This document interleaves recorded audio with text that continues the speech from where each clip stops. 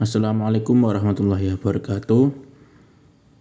Dalam video kali ini kami dari kelompok 7 akan mempresentasikan hasil kerja kelompok kami tentang kekuatan ekonomi dan sosioekonomi untuk memenuhi tugas mata kuliah bisnis internasional.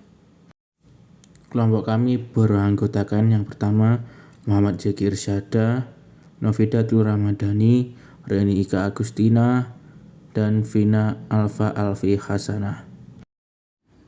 Di dalam video kali ini kami membahas beberapa topik pembahasan, yaitu yang pertama mengenai analisis ekonomi internasional, selanjutnya dimensi ekonomi dan relevansinya pada bisnis internasional, dan yang ketiga pendekatan baru untuk perkembangan ekonomi, dan yang terakhir mengenai usaha kecil dalam perekonomian global.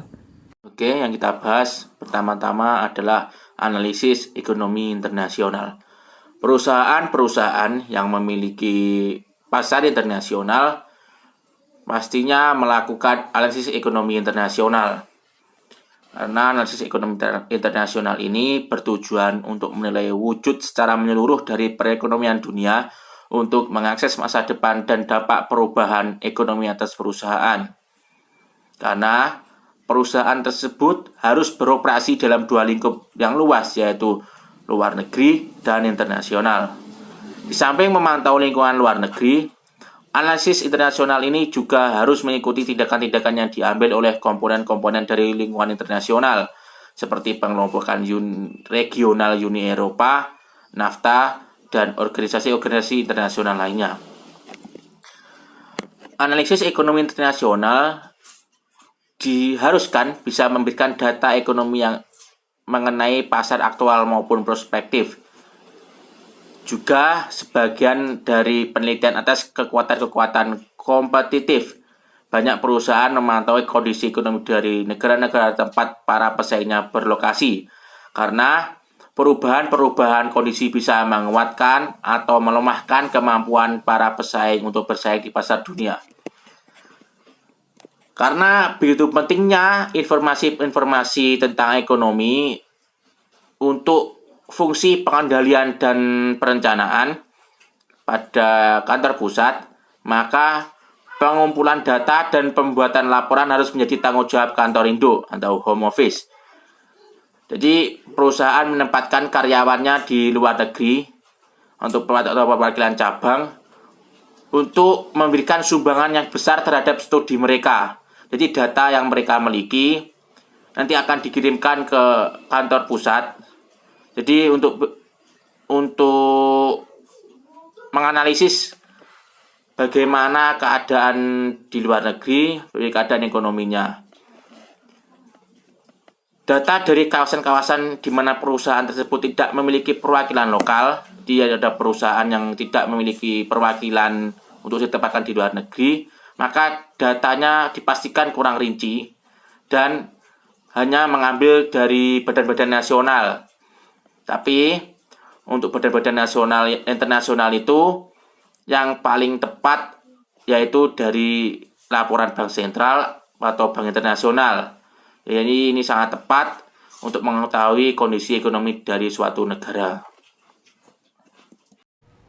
Selanjutnya adalah dimensi ekonomi dan relevansinya pada bisnis internasional. Dalam suatu perekonomian pasar, keinginan konsumen penting dalam menentukan corak kegiatan ekonomi. Kegiatan konsumen akan memberikan petunjuk bagi perusahaan dalam menentukan produk dan jasa yang akan diproduksi. Dimensi ekonomi ada dua, yaitu yang pertama dimensi ekonomi yang meliputi 1. Pendapatan nasional bruto yang biasa disingkat dengan PNB.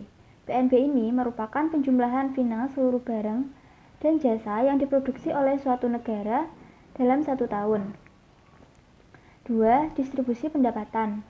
Distribusi pendapatan yaitu ukuran bagaimana pendapatan suatu negara terbagi di antara penduduknya, yang biasanya dalam bentuk persentase.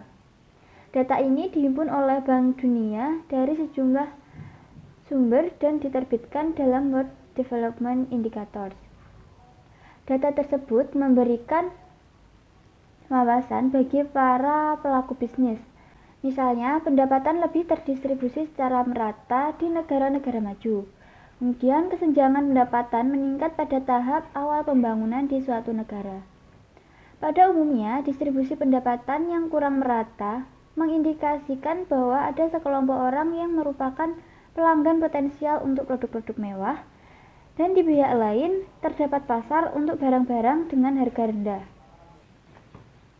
3. Konsumsi perorangan. Salah satu yang menjadi perhatian agen pemasaran adalah bagaimana konsumen mengalokasikan pendapatan bersihnya terhadap pembelian kebutuhan pokok dan non-pokok.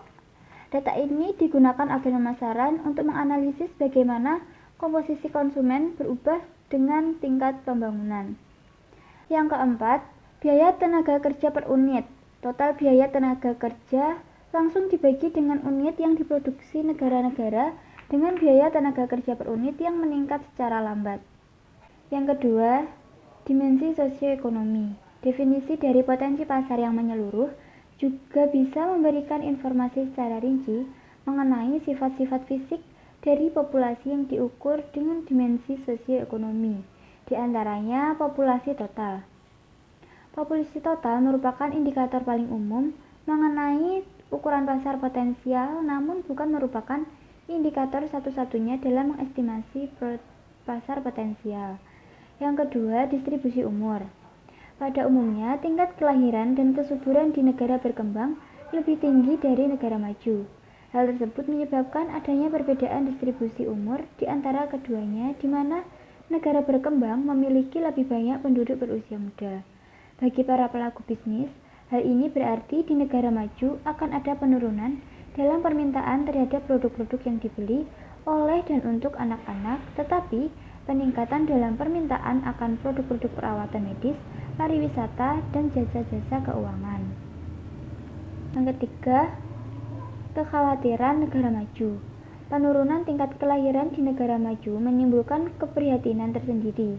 Sebagai contoh, penurunan tingkat kelahiran di Eropa karena semakin banyak pemuda Eropa yang tidak menikah atau yang menikah terlambat dan memiliki sedikit anak. Pada tahun 2015, diprediksi pemerintah negara-negara Eropa harus menyediakan perawatan kesehatan dan pensiun untuk 22% penduduknya yang akan berusia di atas 65 tahun, dan akan terdapat lebih sedikit wajib pajak yang bekerja. Namun, di negara-negara berkembang, hal sebaliknya yang terjadi. Tingkat kelahiran yang lebih tinggi mengakibatkan banyaknya penduduk berusia muda, dan ini mengurangi risiko ketergantungan bagi para pekerja. Yang keempat, pendapatan dan distribusi penduduk. Distribusi penduduk adalah suatu ukuran mengenai bagaimana penduduk terdistribusi dari pedesaan sampai ke perkotaan. Hal yang dapat mengubah distribusi penduduk adalah perpindahan dari desa ke kota. Hal ini banyak terjadi di negara berkembang karena orang pindah ke perkotaan untuk mencari upah yang lebih tinggi dan hidup relatif lebih nyaman. Perpindahan ini sangat penting bagi para agen pemasaran karena produk kota yang kurang mampu memenuhi kebutuhannya sendiri dibandingkan dengan orang-orang yang tinggal di kawasan pedesaan harus memasuki perekonomian pasar. Pendekatan baru untuk perkembangan ekonomi.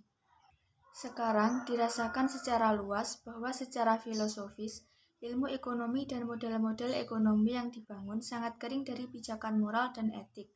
Terlepas dari lingkungan sosial budaya, di mana masyarakat berperilaku dalam menjalankan aktivitas ekonomi.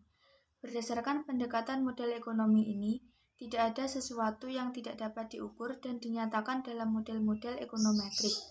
Prinsip berpikir rasional telah mengiring proses pembangunan, tidak akan melakukan apapun, kurang manusiawi dan kurang peduli pada aspek moral.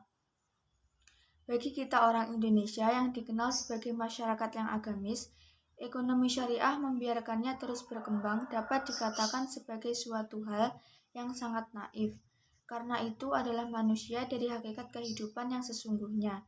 Perilaku manusia yang berdasarkan atas moral dan etik selalu melihat oleh dimensi vertikal di samping dimensi horizontal. Sosok manusia yang diinginkan dengan alur berpikir ini adalah manusia etik, bukan manusia ekonomi. Berdasarkan logika berpikir di atas, konsep pemikiran ilmu ekonomi pada masa depan harus membangun konstruksi, bukan model. Berdasarkan konstruk tersebut, mekanisme ekonomi tidak ditentukan hanya oleh interaksi permintaan dan penawaran, tetapi juga oleh sistem kelembagaan yang ada, seperti lembaga hukum, politik, sosial, ilmu dan teknologi, fisik dan ekonomi. Memperhatikan arus utama ekonomi yang telah menodai pemikiran sebagian besar para ekonom dewasa ini adalah suatu tantangan yang bersifat struktural dan kelembagaan. Pada pundak merekalah terletak upaya kelembagaan yang harus dilakukan. Yang selanjutnya, usaha kecil dalam perekonomian global. Di tengah tuntutan kemampuan bersaing di dalam negeri yang masih dilindungi oleh proteksi pemerintah, UKM juga harus menghadapi persaingan global yang berasal dari berbagai bentuk usaha, mendorong integrasi pasar antar negara dengan seminimal mungkin hambatan.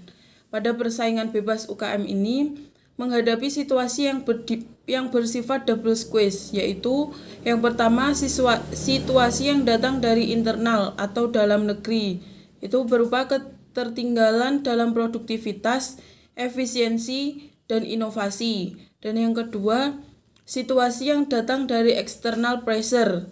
Salah satu aspek penting yang perlu mendapat perhatian dari kombin situasi yang dihadapi ini yaitu masalah ketimpangan struktur usaha seperti yang diungkapkan di awal dan juga kesenjangan antara usaha besar dan usaha kecil dan juga usaha menengah. Mungkin itu materi yang dapat kami sampaikan. Bila ada kesalahan dalam tutur kata maupun penjelasan dari kami mohon maaf sebesar-besarnya. Wassalamualaikum warahmatullahi wabarakatuh.